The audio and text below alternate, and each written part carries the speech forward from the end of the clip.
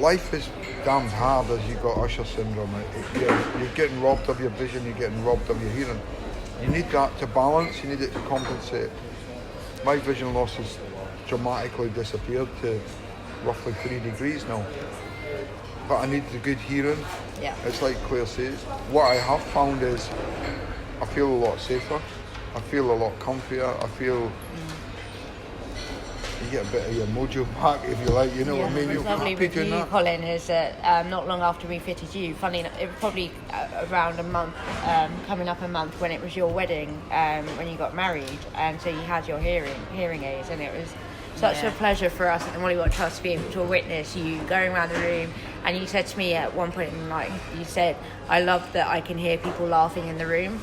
Yeah. And that really struck me, because I was like, wow, it's your wedding day and you want to know everyone's enjoying, and you could hear everyone laughing in the room. And I found that so, I was like, oh. Do you find that you're not as exhausted as you used to be, where you're so busily scanning and, like you say, trying to find voices, find danger, you know, all those things that obviously we take for granted? I know Molly, you know, is often exhausted. I've always said that. And it's... I've talked to other people who have Ushers and they say the same thing. The thing is, when your hearing is not as good, you have to scan a lot more and you become physically tired. You do become physically tired. When your hearing suddenly kicks in like that and you've got 360 degrees, you're finding you're not as blind. Yeah. You talk to any deaf person, so just deaf person, they literally hear with their eyes. Yeah. They lip read, they 100%. Might use sign language, they might do whatever. And there was a quote I used to use in my presentation, you know, blind people see with their ears and deaf people hear with their eyes. And well, we're deaf blind, and the thing with Usher syndrome, the nature of it, we're born a deaf person, so we're very visual. And that's one of the reasons why people misunderstand us, because, you know, people will be talking to us and we'll want to see their faces because we're so visual. We want to find their lips, we want to see their expressions, gestures, which of course with the RP of Usher syndrome, we're getting blinder and blinder. And I think you and I have got 5 degrees vision, you've got 3 degrees vision. That need to be able to hear where people's voices are coming from. It can get embarrassing. It's like when you get your photograph taken and someone says, "I'm over here," and you get your photograph taken and you're the odd one out. Yeah. You're always looking the opposite way. I'm always looking the opposite way in the photograph. I thought that was because you'd been drinking, Colin. No. I get what you're saying, Molly. My dad used to say, you know, when I was growing up, as a hearing family, they were adjusting as much as me, having a deaf child. And the communication to look and lip read and engage and be engaging in a conversation. And then when I started losing my sight, my dad used to say how cruel it was because he knew how visual I was.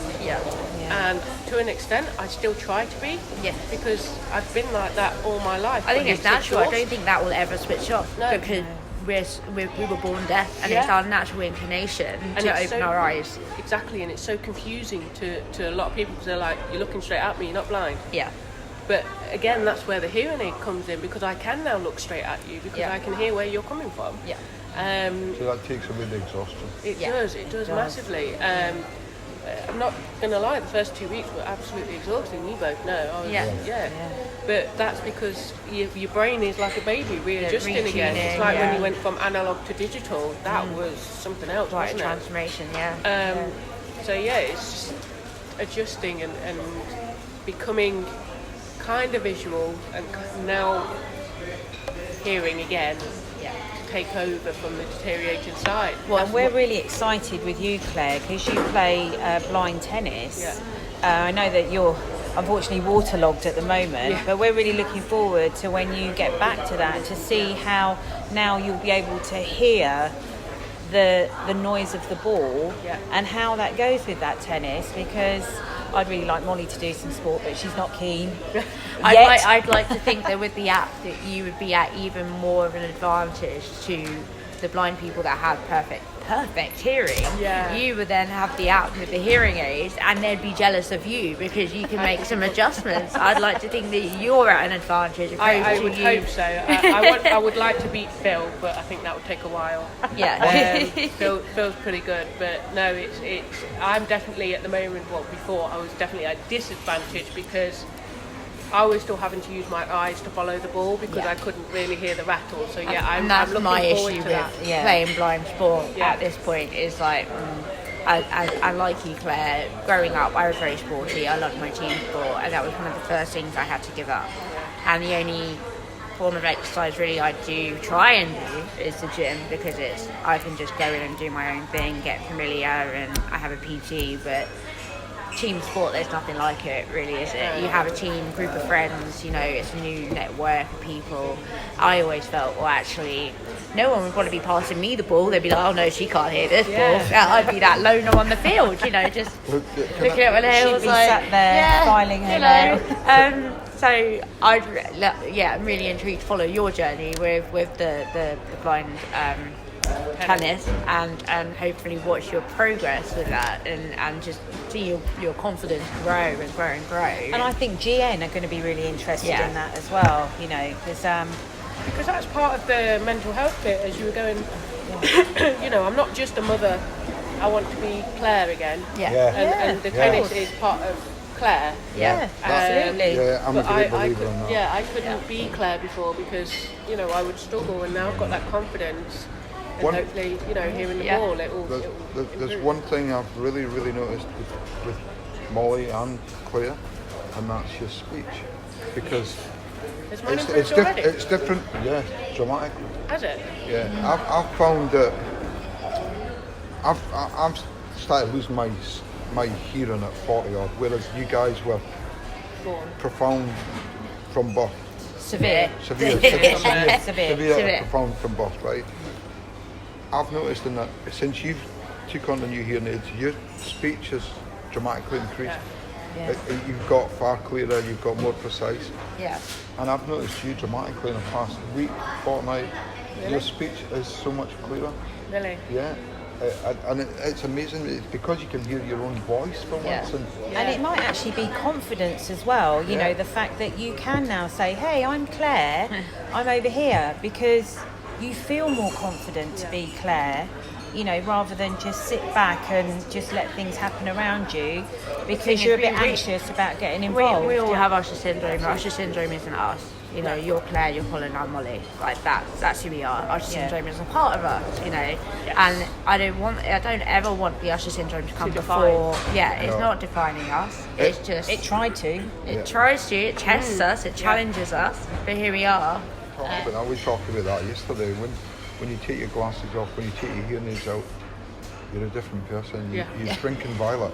Very much a shrinking violet. You disappear into yourself. It's like that. It's like someone's pulled the switch. You've lost your vision. You've lost your hearing. That's why I don't know if you guys are the same, but I switch off right away. I sleep, and then in the morning, I don't. You've given up now. But first thing in the morning, everyone try and talk to me. I'm like, no. Well, I haven't switched on yet. I haven't switched on yet. Like, give me a moment. Kyra will know. Just don't bother talking to me. It's no point because there is that exhaustion. You're still tired. You've got Usher syndrome. And the thing is with the tools, they are brilliant and they enable us so much more. But then there's an element of awareness for society to actually understand it is still tiring. We're trying our best. We want to be a part of the group, but actually you guys need to understand. You need to understand we need these tools, and this is why. And this is how much more enabled we are. But having people understanding that we might not always hear everything. We've got these amazing hearing aids. Doesn't mean that we're cured.